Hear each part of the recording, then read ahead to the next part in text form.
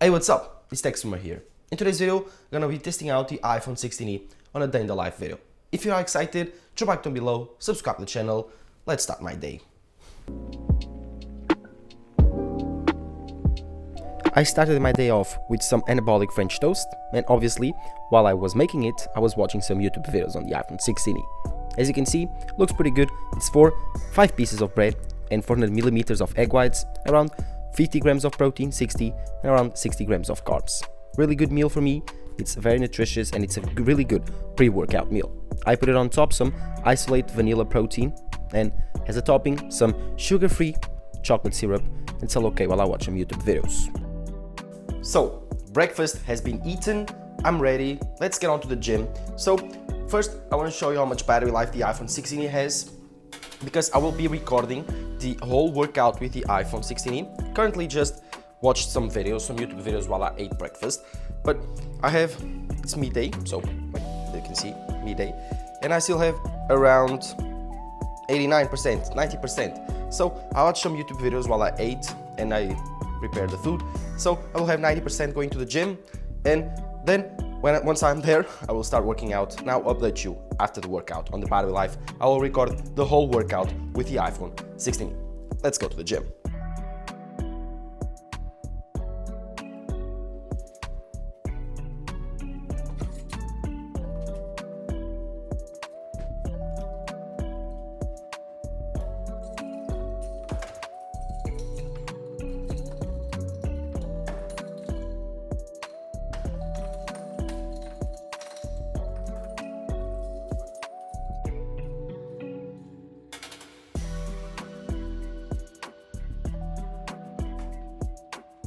So, now going to the gym, and yes, the iPhone 16e is on the tripod, ready to record the video. Currently filming on the iPhone 16 Pro Max while I'm driving.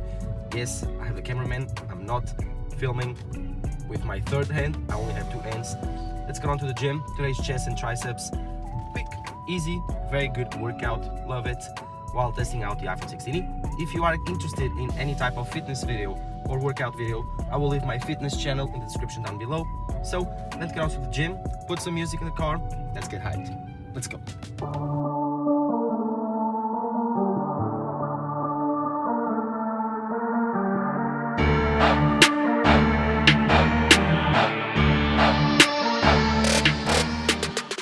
Today's workout is chest and triceps, so it's pretty simple. Start my workout off with some incline bench press with the dumbbells. Obviously, as you can see here, starting off just warming up. It's a feather set. I think I had around 32.5 kilos on each side. Pretty easy. I can go for 10-12 reps here, but I will save up, go for like 4 or 5, and then move up for my first top set, which, as you can see here, it's with the 37.5 kilos. This set is very hard, and I will need some assistance, some spot. I will do around 3-4 reps alone, and then with some help, push out 1 more, maybe 2. And this is my working set. This is my heaviest set of today's workout while I'm fresh, warmed up, and ready to go. As you can see, 2 hard reps, easily, very like 10 out of 10 in terms of effort. And then my girlfriend at the back was helping me out. So I think this was the 4th rep. As you can see, very tough to put it on top, but my girlfriend only does a tiny bit of strength and it moves up. So this is how you spot, guys. If you want to know how you spot, this is how you do it. Very slowly and not that much strength.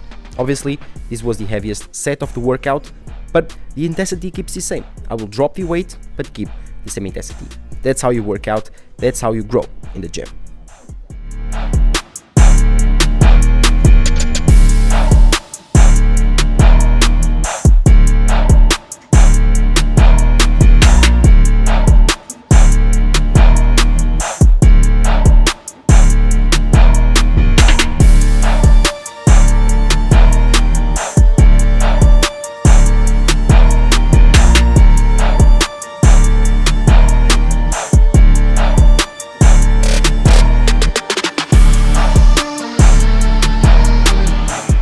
After 2 very hard sets, one with 35 and then one with 32.5, I'm doing now my last set. It's a bit lighter, so around 27.5, just to do a, I would say, back off set with a little bit more volume, just to focus more on the chest and control the movement, but very hard also. For the second exercise of today, I chose the pec deck. The pec deck is a very interesting machine. You need to control the weight. You need to focus on combining your biceps together and just use your chest. This machine is a lot harder than it looks, and I've talked about it in previous videos, in previous vlogs, but I love to do it. Now I'm putting it on the second exercise because I want to focus really on the form and not that much on the weight. So if I can be a bit fresher with a bit more strength while I do it, then it will be better for the form and it will allow me to grow more on this exercise. Again, 3 sets on this exercise, control the weight, go to failure. I will speed up a bit so it does not become boring, but I like to do a normal set, and then if I don't feel like it was enough, I do a bit of a drop set. I think in this workout I did 3 drop sets in each exercise, but I think it was a really good exercise overall. So again, speed up the exercise, 2 more sets to go, and yeah, I'll talk to you later.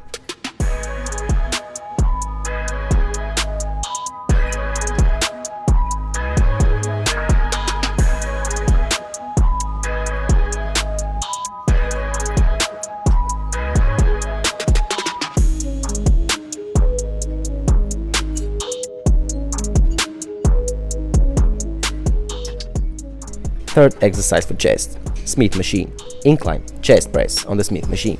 I love this exercise. It's very stimulating, you don't need to put that much weight on it and you feel your chest pumping up like crazy. This exercise I do again 3 sets to failure, but I like to do it on the same scheme as the first one. Instead of doing the same weight for 3 sets, I like to do 27.5 in each side. For the first set, second set 25, and then third set 25. So 3 sets, and I do a little bit of a descending pyramid in terms of weight. The intensity keeps the same. So as you can see, I'm trying to keep the same intensity but lowering the weight to correspond to my fatigue levels. Again, this is one of my favorite chest exercises in the last few weeks. So try it out, guys. Keep your elbows tucked in and you will love this exercise.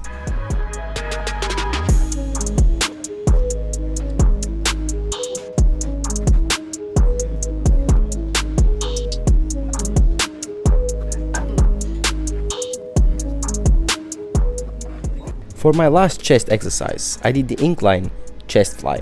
So this is a very different machine than usual. As you can see, you have a 2-arm system, and with that you have a 2-joint system. You have one joint where the weight is and then the other joint where my shoulder is. So if you think about that, this is simulating my arm and my elbow and shoulder joint. This exercise, it's really good, and in my opinion, one of the best flies you can do. The one thing that you need to be careful of is that because I'm doing a fly with machine, then it's stable, so you can contract and you can easily go down, so you can focus on the eccentric and the concentric with more tension. As you can see, I'm going slowly, I'm not jerking the weight off and on the machine. Again, try to focus on your chest, pumping up, stretching and contracting. This is one of the best exercises you can do for your chest in my opinion, and I just leave it to the end because as you can see, I only have 7.5 kilos on each side. Very tough exercise, very difficult. Be reminded, guys, that all of this footage is being shot on the iPhone 16e. So I hope you guys are using this workout, one, to learn how I work out and to learn how to improve your fitness, but also to see how the iPhone 16e performs in everyday conditions while filming YouTube videos. But as you can see, in the first tricep exercise, I did the tricep push down with a bar that is long enough for me to open up my arms as much as it is comfortable on. So as you can see, I'm actually more open than my shoulder width because I prefer it this way. I think it's more comfortable for my elbow. I have a little bit of problem in my elbows, so I try to go to failure but not that much weight on it. So I'd like to warm up my elbows right, like to do it with not that much weight and feel the muscle burning. Again, 3 sets for the same exercise. Then I did the second exercise for triceps, which was this little variation of the tricep push down but with some angle with my shoulder and elbow in relation to my body.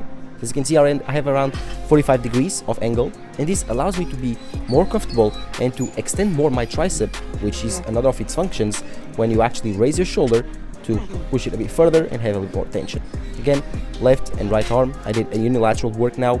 And then for the third exercise for tricep that you will see next, I will do the same scheme, so the same unilateral work, but with another tricep push down, with the normal tricep push down. So other than that, I think it's a pretty simple chest and tricep workout. If you want to do it, then leave it on the comments below what you think about it. Did you enjoy it or not?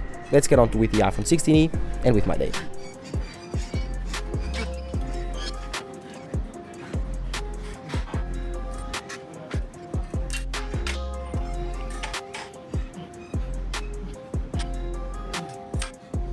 Oh, and if you guys are wondering, I do have a fitness channel where I show more of these things, where I show my workouts, my full workouts, and I show you my physique. But here's a little bit of a sneak peek of how I look.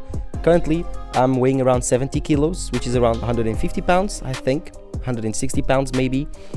My height is around 5'7", so I'm 170 centimeters, 1 meter and 70 centimeters, and I'm around 10%, 9% body fat. I feel comfortable this way. I'm like this all year round. I eat well, I sleep well, my hormones are fine. So yes, I love to work out. This is one of my favorite hobbies, and I simply love how I feel after it. So guys, if you don't do it, because I know that in the tech community we have this habit, go to the gym, work out, play some sports, whatever. Do anything, but move, guys. Don't be seated at home simply watching YouTube videos. Thank you guys for watching though. Keep watching if you want to, but move, guys. Do some exercise because it's a blessing, and most of us, when we can't, realize that. Thank you guys. Let's continue with our day and with the iPhone 16e review.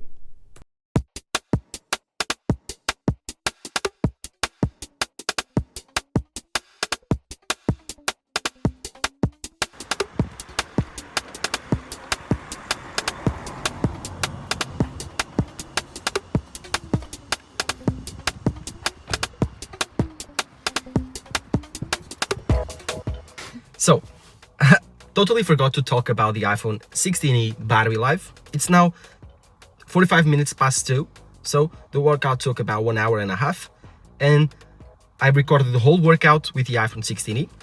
The whole workout that you saw was recorded with the iPhone 16e, and I still have 54%. I don't know if you can see it right, but that's 54%. And yeah, now again, 45 minutes past 2. Let's go home, eat something, then I have class at the afternoon. But again, 54% still. I had around 90, 80 something when I left home. So spent 25% recording around 1 hour and a half of footage, 4K footage.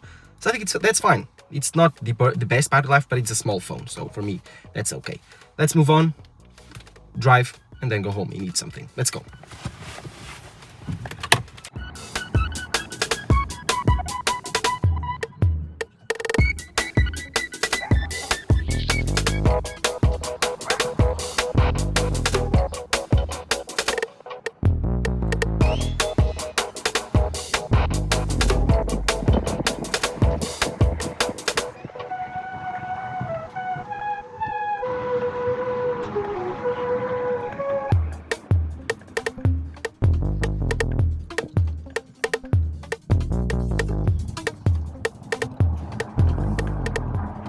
So it's now almost time for go to class. I need to go and leave, but the iPhone 16e, I think it has around, let me just check. It has around 52%. So I had lunch and was pretty quick having so. I took a bath, got ready to go. So I need to go, but I will have class now and then I will study until the end of the day. So the iPhone SE will have around 50%, maybe go to the library to study. So I will have, I would say, maybe 20 minutes of listening to music while I go to uni, and then 20 minutes more while I come back home. Other than that, no spending on the iPhone SE battery, so I think this 50% will be enough for the end of the day. So let's go to university, so I have class, and then study. Let's go.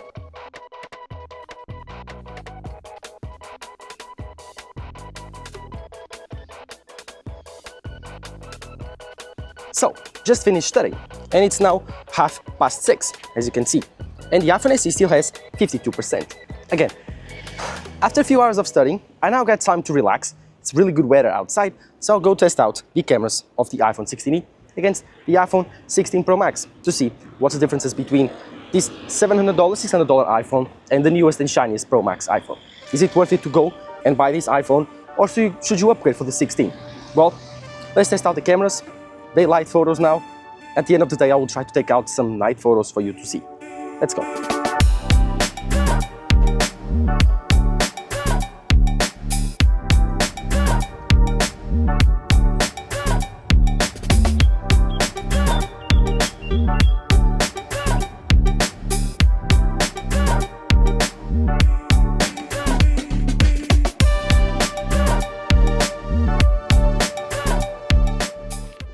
So yeah, now that I've finished taking all the photos that I needed, I want to analyze some of them on the phones with you guys. So first, these two phones feature two different cameras, and it's actually very simple. Just look at them.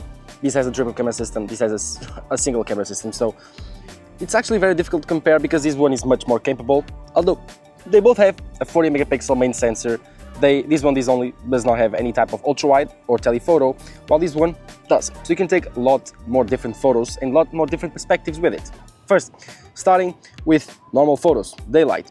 They are very similar, but one thing you can actually notice is that both of these phones, they process HDR very differently. So the iPhone 16e takes flatter photos, while the iPhone 16 Pro Max, because it has more light, more information, is more comfortable to share more, to simply push it further. And so the photos look a bit more contrasty, a bit more realistic, while the iPhone SE looks a bit more flat and less, let's say, gorgeous, in my opinion. But side by side, these photos are almost undistinguishable, so I would say that if you only take photos like this will be fine.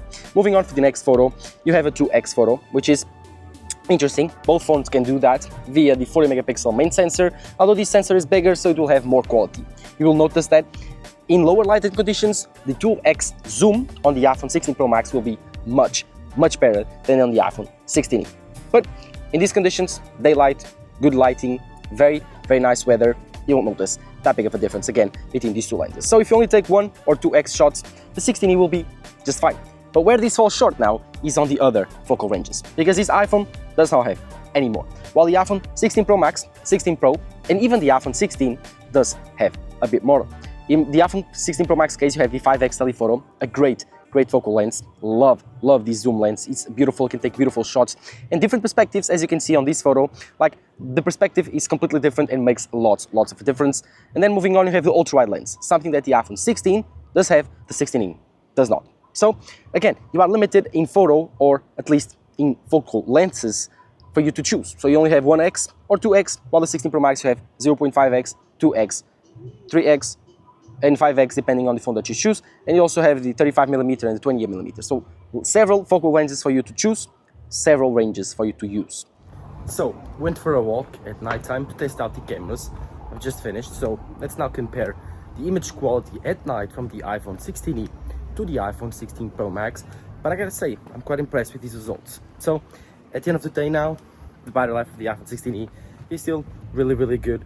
I think it's still at 40 something %, so still at a reasonably healthy battery life to last 1.5 days. So at night, I think it's like 11:30, quite late, but I've done the comparison now, so let's go into the computer and check the photos out.